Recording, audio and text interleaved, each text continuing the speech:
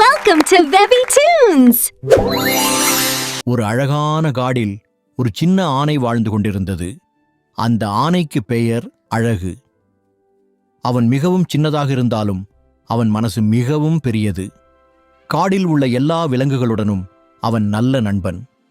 அழகு ஆனைக்கு ஒரு பெரிய கனவு இருந்தது. நான் ஒரு நாள் இந்த காடிலேயே மிகவும் உதவும் ஆனையாக வேண்டும் என்று அவன் அடிக்கடி நினைப்பான். ஒரு நாள் காலையில் காடு முழுக்க பறவைகள் இனிமையாக பாடிக்கொண்டிருந்தன.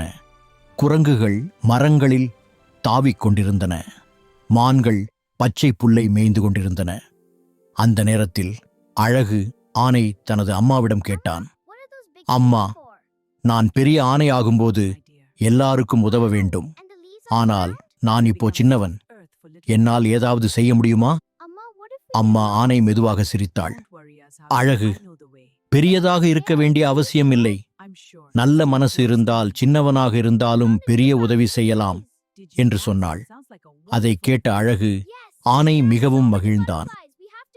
அடுத்த நாள் காடு வழியாக அவன் நடந்து சென்றான். அப்போது ஒரு குட்டி முயல் ஒரு பெரிய கல்லின் அருகே சிக்கி அழுது கொண்டிருந்தது. என்னாச்சு என்று அழகு கேட்டான். இந்த கல் நகரவில்லை, நான் என் வீட்டுக்குள் போக முடியவில்லை என்று முயல் அழுதது.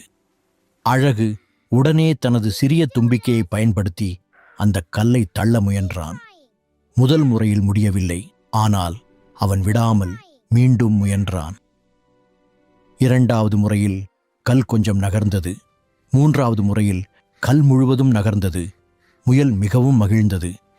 நன்றி அழகு, நீ எனக்கு பெரிய உதவி செய்தாய் என்று அது கூறியது. அந்த செய்தி காடில் உள்ள மற்ற விலங்குகளுக்கும் தெரிந்தது. சில நாட்கள் கழித்து காடில் ஒரு பெரிய பிரச்சனை ஏற்பட்டது.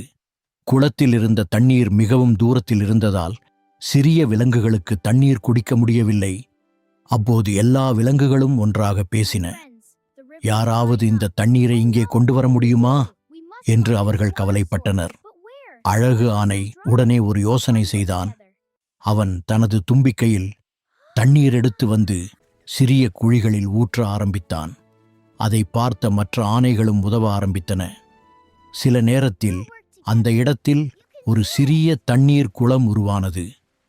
சிறிய பறவைகள், முயல்கள், மான்கள் எல்லாம் வந்து தண்ணீர் குடித்தன. அவர்கள் எல்லாரும் அழகுவை பார்த்து சொன்னார்கள், நீ சின்ன ஆனைத்தான், ஆனால் உன் மனசு பெரியது.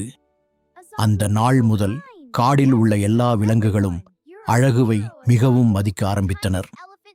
அழகு ஆனை தனது கனவை நினைத்து மகிழ்ந்தான். நான் பெரிய ஆனையாகும் வரை காத்திருக்க வேண்டியதில்லை, இப்போவே நல்லது செய்யலாம் என்று அவன் புரிந்து கொண்டான். அவன் தினமும் காடில் யாருக்காவது உதவி செய்ய ஆரம்பித்தான். காடு இன்னும் மகிழ்ச்சியான இடமாக மாறியது.